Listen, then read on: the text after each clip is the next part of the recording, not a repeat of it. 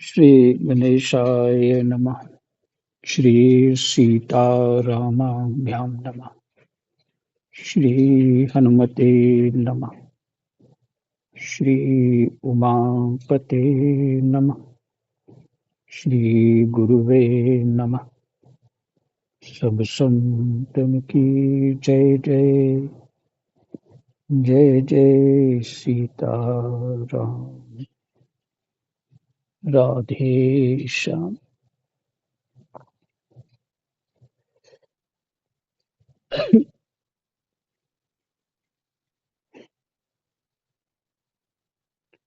दशम स्कंध। आज है 88वां अध्याय। जो 87वां अध्याय है वो वेद स्तुति है। और वेद स्तुति साधकों के लिए बहुत ही मार्मिक विज्ञान प्रदान करने वाली है। और अपनी साधना की भी समझ आती है उसको समझने से। और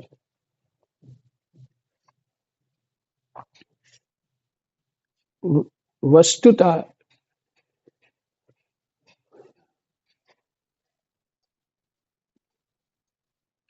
ये प्रकृति का खेल क्या है ये भी समझ में आता है। परमात्मा कैसे है ये भी समझ में आता है। तो कितना गुणगान किया जाए उतने तो शब्द मेरे पास भी नहीं।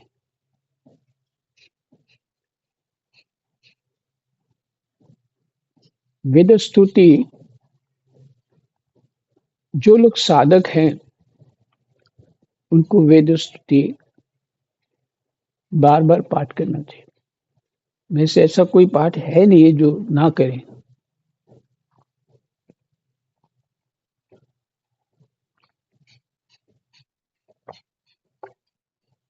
मेरे पड़ोस में एक महात्मा थे। 60 साल के आसपास होंगे। उनका एक हाथ नहीं था।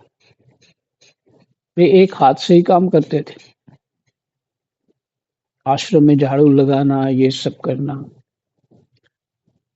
और गुरुजी भी उन्हीं उतनी उम्र के थे उनके। तो महात्मा, उनका नाम था सेवादास।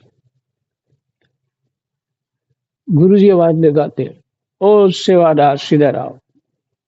उम्र दोनों की बराबर।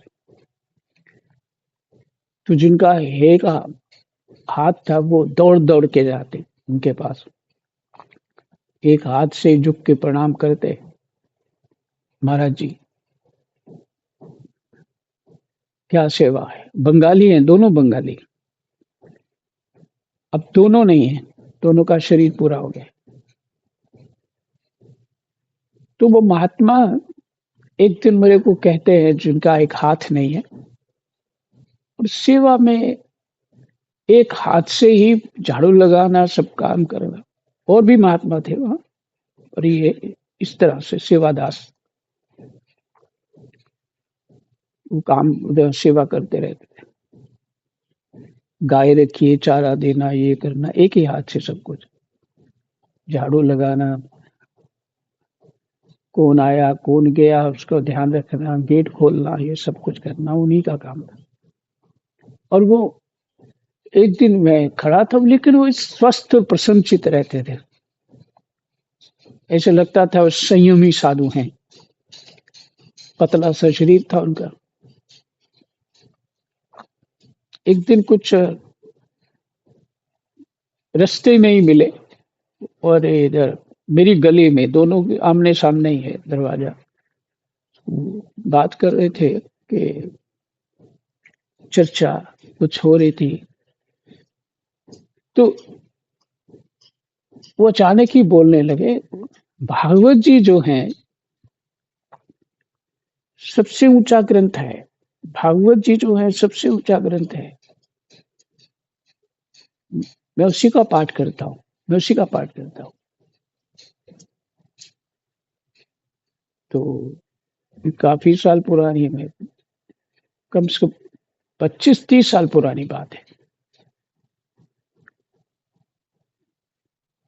भागवत जी बड़ा विशेष ग्रंथ है।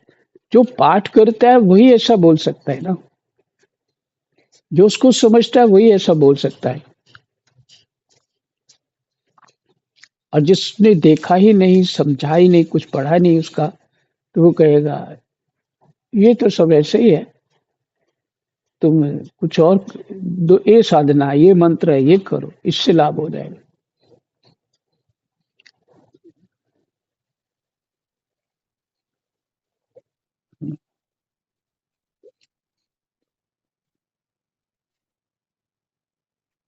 ये मंत्र है, इससे लाभ हो जाएगा।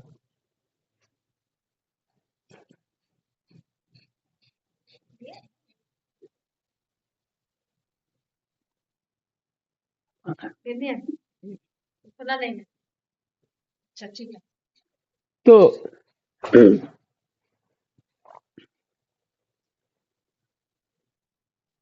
वो अपने ढंग का मत है, लेकिन भागवत जी जो है, व्यास जी का अंतिम ये कृति है, लेख है, और सबसे श्रेष्ठ वास्तव में है। इसलिए उतनी श्रद्धा भाव। अच्छा, उनकी श्रद्धा क्या थी इनके प्रति, भागवत जी के प्रति? वो बोल रहे थे बंगाली में, ये भगवान का स्वरूप है, भगवान का। तो ये बंगाली लोग ऐसे बोल रहे हैं, तो वास्तव में है वांगमय स्वरूप है परमात्मा का भागवत जी। तो विचार करे, इसी का चिंतन होता रहेगा, तो भागवत जी में भी लिखा है कि उसी से कल्याण हो जाएगा। क्योंकि बुद्धि जो है, बुद्धि को जो समझना है वो समझ लेगी, और हमारी एक तो निश्चयात्मिका बुद्धि हो जाएगी, और फिर वो उस तत्व को प्राप्त कर लेगी जो तत्व हमें प्राप्त करना है। तो ये निश्चित है भागवत कल्याण करने वाली है। तो अपने ये वेद स्तुति सुनी, और आज है 88वां अध्याय, शिवजी का संकट मोचन।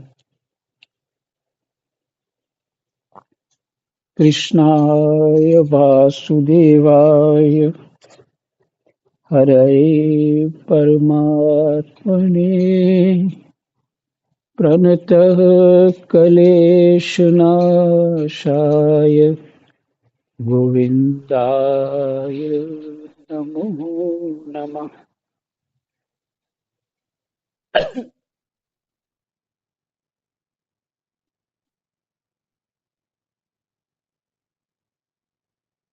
राजा परीक्षित ने पूछा, हाँ, जब भी आपको सुनना है तो गंगा किनारे का वो दृश्य भूलना नहीं है। महाराज परीक्षित विराजमान है, कथा सुना रहे हैं। महाराज सुखदेव जी विराजमान है, कथा सुना रहे हैं परीक्षित जी को, राजा परीक्षित को। और सभी ऋषि महापुरुष सभी वहां पहुंचे हुए हैं। भगवान की कथा, लीला की महिमा है तो इतने महापुरुष पहुंचे हुए, और जो भगवान को प्राप्त कर चुके हैं, जो ज्ञान विज्ञान विज्ञान में एकदम पारंगत है, हर तरह से संपन्न है, भगवान के अध्यात्म में, भक्ति में, तप में, सिद्धियों में, और भगवान के दर्शन करने में हर तरह से संपन्न है, ऐसे महापुरुष जो है वहां कथा सुन रहे हैं।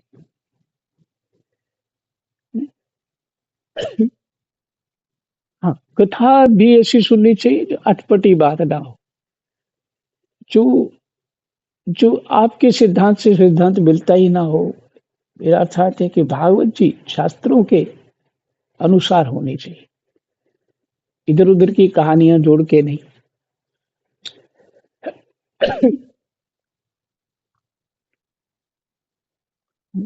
मम गुण गण करे कपट तजि गान।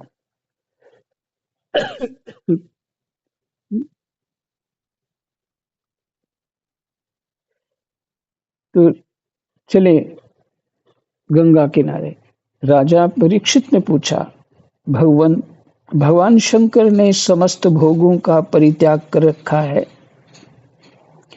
परंतु देखा यह जाता है कि जो देवता, असुर अथवा मनुष्य उनकी उपासना करते हैं, वे प्रायः धनी और भोग सब संपन्न हो जाते हैं, और भगवान विष्णु लक्ष्मीपति हैं, परंतु उनकी उपासना करने वाले प्रायः धनी और भोग संपन्न नहीं होते। ये कौन पूछ रहे हैं? ये महाराज परीक्षित पूछ रहे हैं भगवान शुक्रदेव जी से। भगवान शुक्रदेव शब्द में उच्चारण कर रहा हूं, इसका अर्थ क्या है? जो तत्व को प्राप्त हो चुके हैं, जो अपने स्वरूप को जान चुके हैं, इसलिए वो भगवान है।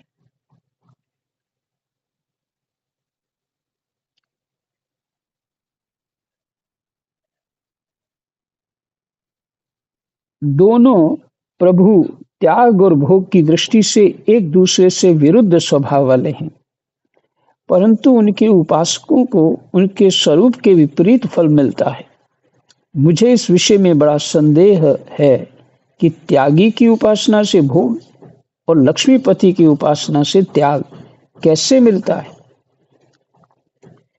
मैं आपसे यह जानना चाहता हूँ। श्री सुखदेव जी कहते हैं, परीक्षित,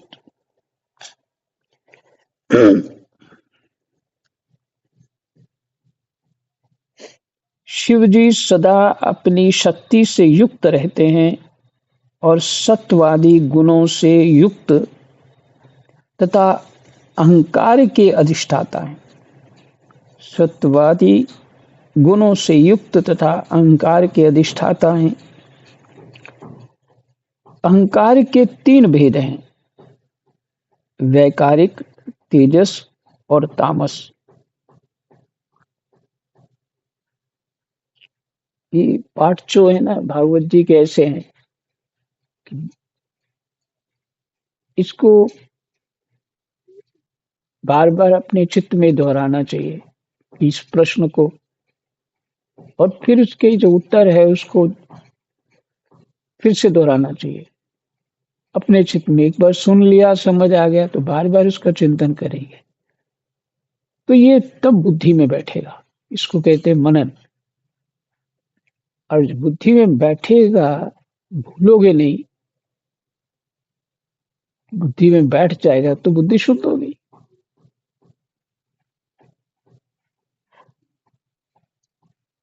परमात्मा में रचने पचने लग गई। यही तो करना है, और समझ भी तभी आएगा। ये शब्द लिखे हैं तो हम तुरंत इसको सुन लिया, खत्म बात। ये नहीं है, ऐसा नहीं, इसको पचाना है। ये सत्वादि गुणों से युक्त, माने सत्व रज तम गुणों से युक्त तथा अहंकार के अधिष्ठाता हैं। अहंकार के अधिष्ठाता हैं। अहंकार के 3 भेद हैं। ये कौन सा अहंकार? ये वाला अहंकार नहीं है जो साधारण मनुष्यों को ऐसे, जो ये स्थिति मान लेते हैं मैं जीव हूं, और जब ये समझ आती मैं आत्मा हूं, पूर्ण रूप से समझ लेता है, तो जब मैं भी निकल जाता है कि शब्द ही नहीं रहता कि मैं अलग हूं, तो जो मैं है वही अहंकार है। ये 3 प्रकार का होता है, दैकारिक, तेजस और तामस। त्रिविध अहंकार से 16 विकार हुए। तीनों प्रकार के अहंकार से 16 विकार हुए। विकार मैंने उससे आगे क्या उत्पन्न हुआ? 10 इंद्रियां, 5 महाभूत और 1 मन। कर्मेंद्रियां, ज्ञानेंद्रियां और 5 महाभूत, आकाश, वायु, अग्नि, जल, पृथ्वी, ये 5 महाभूत हैं और 1 मन। अतः इन सब के अधिष्ठात्र देवताओं में से किसी एक की उपासना करने पर समस्त ऐश्वर्यों की प्राप्ति हो जाती है। अतः इन सब के अधिष्ठात्र देवताओं में से, इनके अलग अलग अधिष्ठात्र देवता हैं, ये कुल बने 16 बन गए। 10 हो गए कर्मेंद्रियां, ज्ञानेंद्रियां और 5 महाभूत हो गए और 1 मन। इन सब के अलग अलग देवता हैं, अधिष्ठान है। किसी एक के उपासना करने पर समस्त ऐश्वर्यों की प्राप्ति हो जाती है, परंतु परीक्षित, भगवान श्री हरि तो प्रकृति से परे स्वयं पुरुषोत्तम एवं प्राकृत गुण रहित हैं।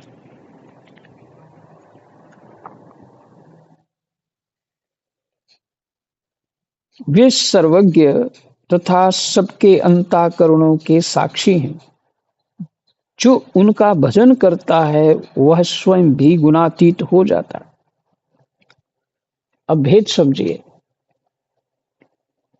जैसे अधिकतर कश्मीर में, वैसे साउथ में भी ऐसा ही है, कश्मीर में ऐसा है कि ब्रह्मा विष्णु महेश एक पद हैं।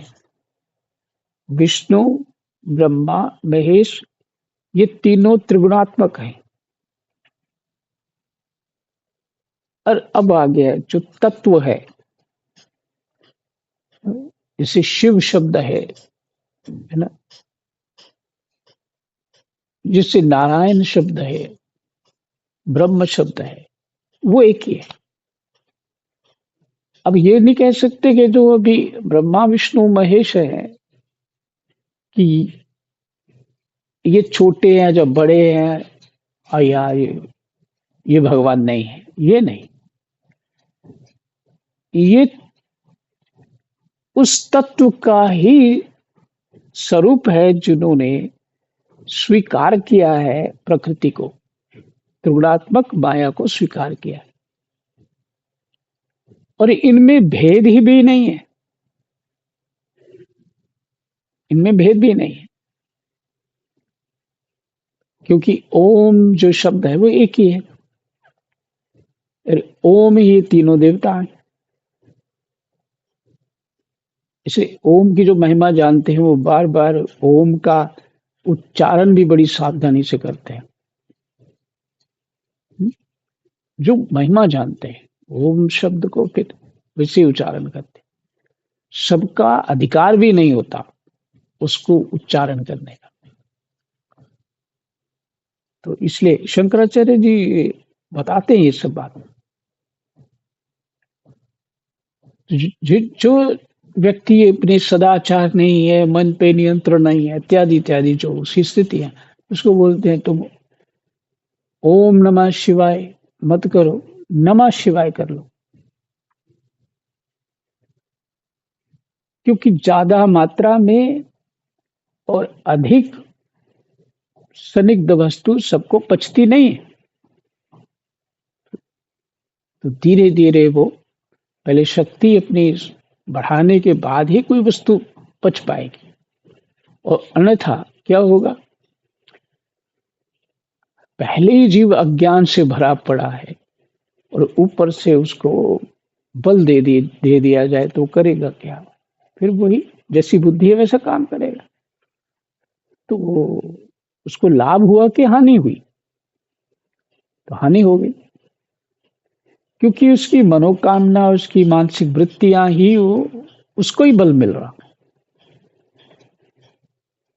उसको जो तत्व चाहिए वास्तव में उसकी तरफ उसका ध्यान ही नहीं चाहता और जाता, और वो उसी को कृपा मान लेता है। अपनी मनोकामना पूर्ण होती है तो भगवान की कृपा मान लेता है। अब ये बताइए, प्रकृति के भीतर हम पक्के हो रहे हैं, प्रकृति को ही सुख मान रहे हैं, तुम्हारा ज्ञान सही है कि गलत है?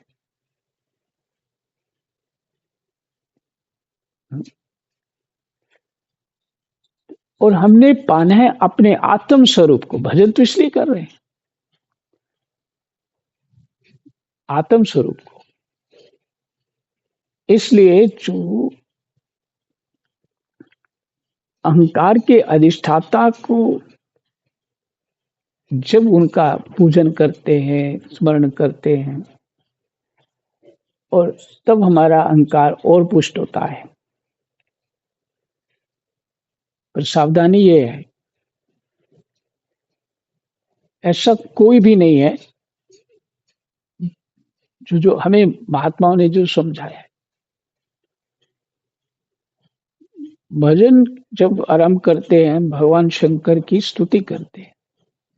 मेरे पास तो नर्मदेश्वर है, पहले उनको मैं सेवा कर लेता हूँ। वही तो साक्षी है, वही तो कर रहे हैं।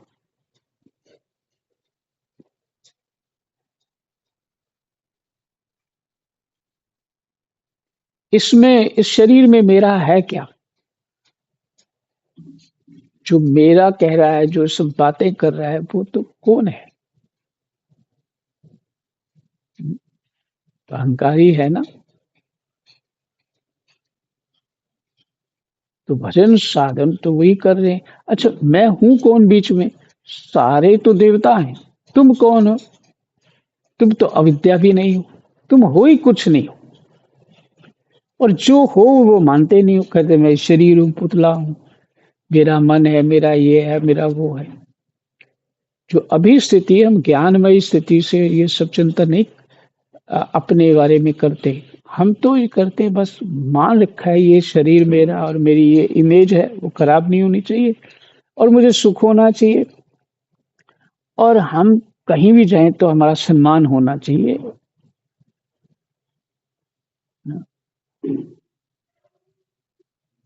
तो हम मैं जो है वो कौन है? इसलिए तो वही प्राप्ति हो जाती है। और जो साधक, भी कह रहा था कि जो साधक भजन करते हैं, जैसे गोस्वामी तुलसीदास जी क्या बोलते हैं,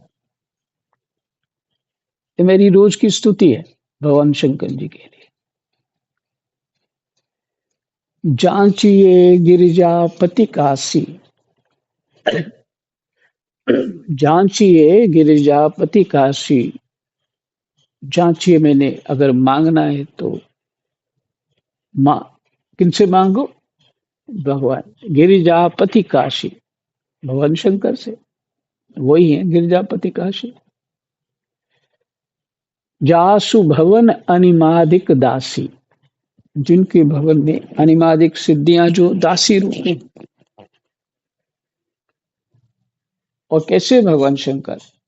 ऑर्डर दानी द्रवत पुनित हो रे। वो ऑर्डर दानी है, बड़े उदार हृदय वाले, और थोड़े से में ही प्रसन्न हो जाते हैं। सकत न देख दीन कर जोरे, वो दीनों को हाथ जोड़े अपने सामने खड़ा देख नहीं सकते। वो इतने ऑर्डर दानी है। कोई उनके सामने दीन होकर के उनसे याचना करता है तो द्रवत पुनीत हो रहे, एक लोटे जल से ही प्रसन्न हो जाते हैं। और कुछ नहीं, हाथ ही जोड़ दो उनके सामने, प्रणाम ही कर दो। ऐसे ऑर्डर दानी है। ऑर्डर दानी द्रवत पुनित हो रे, सकत न देखी दीन कर जोरे, सुख संपत्ति मति सुगति सुहाई। इनके सेवा करने से सुख संपत्ति मति, मति भी प्राप्त होती, गति, गति भी प्राप्त होती है। जिस गति को हम प्राप्त होना चाहिए वो प्राप्त हो, गति सुहाई, सुख संपत्ति मति गति सुहाई, सकल सुलभ शंकर सेवकाई। सभी प्राप्त होती हैं भगवान शंकर की सेवा से। फिर गोस्वामी जी कहते हैं, तुलसीदास जाचक जस गावे। तुलसीदास जाचक जो है, मैंने जाचना करने आया है, जाचक जो है, जो आपका जश गा रहा है, क्या विमल भगति रघुपति की पावे, कि आप भगवान रघुपति की भक्ति मुझे दें। तो ये भक्ति भगवान शंकर ही देते हैं।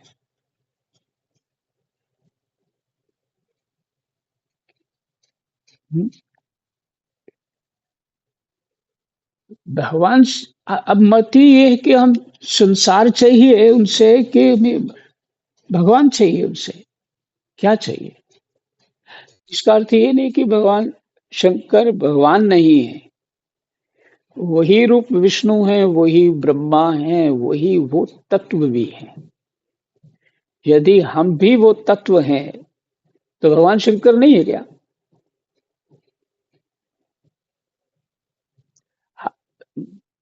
समस्या ये है कि हम माया के अधीन है, पर भगवान शंकर माया के अधीन नहीं है। वो तो उसके अधिष्ठात्र तमोगुण के देवता हैं, जो तमोगुण उनके अधीन है। इसलिए जो भजन करते हैं तो संत महात्मा भगवान शंकर की पूजा हमसे कराते हैं। उनके आशीर्वाद से दीपक भी जलवाते साथ में, और फिर कहते ये अनुष्ठान करो।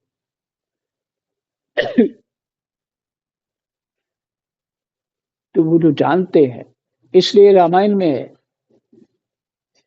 जो मेरा भजन करता है और शंकर की निंदा करता है वो मेरा द्रोही है। रामायण जी में ऐसे भगवान शंकर, इनका स्वरूप समझ में आना चाहिए ना, फिर तो आगे बढ़ पाएंगे। ऐसे भगवान शंकर, इसलिए उनका नाम शिव है। शिव का अर्थात कल्याण करने वाले। शिव, शिव, शिव, शिव का अर्थ है कल्याण।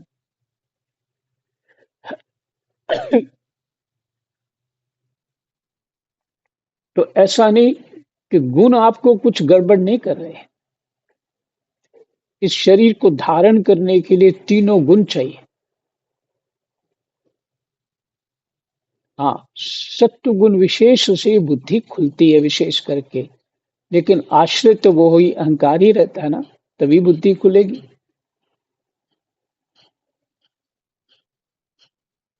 इसलिए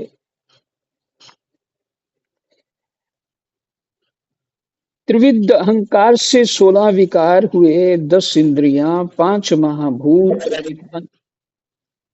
अतः इन सबके अधिष्ठात्र देवताओं में से किसी एक की उपासना करने पर समस्त ऐश्वर्यों की प्राप्ति हो जाती है।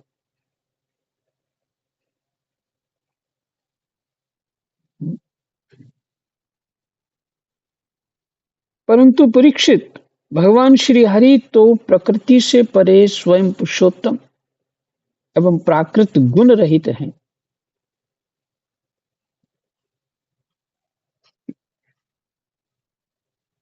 वे सर्वज्ञ तथा सबके अंतःकरणों के साक्षी हैं। जो उनका भजन करता है वह स्वयं भी गुणातीत हो जाता है।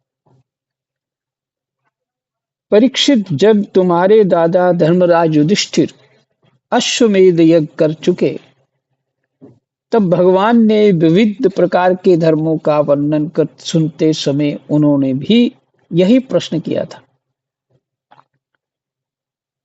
परीक्षित, भगवान श्री कृष्ण सर्वशक्तिमान परमेश्वर हैं।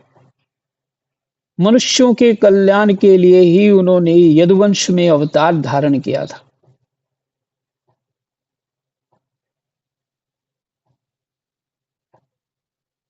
राजा युधिष्ठिर का प्रश्न सुनकर और उनकी सुनने की इच्छा देखकर उन्होंने प्रसन्नता पूर्वक इस प्रकार उत्तर दिया था। फिर से श्लोक सुना देता हूं। परीक्षित, भगवान श्री कृष्ण सर्वशक्तिमान परमेश्वर हैं। मनुष्यों के कल्याण के लिए ही उन्होंने यदुवंश में अवतार धारण किया था। राजा युधिष्ठिर का प्रश्न सुनकर और उनकी सुनने की इच्छा देखकर उन्होंने प्रसन्नता पूर्वक इस प्रकार उत्तर दिया था।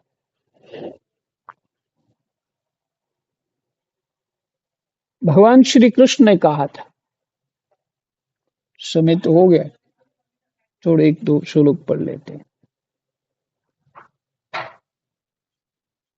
नहीं, ये जो छवें श्लोक से ही फिर से पाठ करूंगा। परीक्षित, जब तुम्हारे दादा धर्मराज युधिष्ठिर अश्वमेध यज्ञ कर चुके, तब भगवान से विविध प्रकार के धर्मों का वर्णन सुनते समय उन्होंने भी यही प्रश्न किया था। परीक्षित, भगवान श्री कृष्ण मनुष्यों के कल्याण के लिए ही उन्होंने यदुवंश में अवतार धारण किया था। राजा युधिष्ठिर का प्रश्न सुनकर और उनकी सुनने की इच्छा देखकर उन्होंने प्रसन्नता पूर्वक इस प्रकार उत्तर दिया, जो अभी परीक्षित जी ने प्रश्न पूछा है, भगवान श्री कृष्ण ने भी उत्तर दिया है। यहाँ तो पहले सुखदेव जी ने दे दिया और आगे शाम को वो उत्तर सुनेंगे। इसी समय क्या हुआ,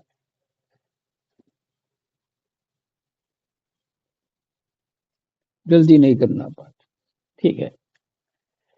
जय जय सीताराम। राधे श्याम। कृष्णाय वासुदेवाय हरये परमात्मने प्रणतः क्लेशनाशाय गोविन्दाय नमो नमः। जय जय।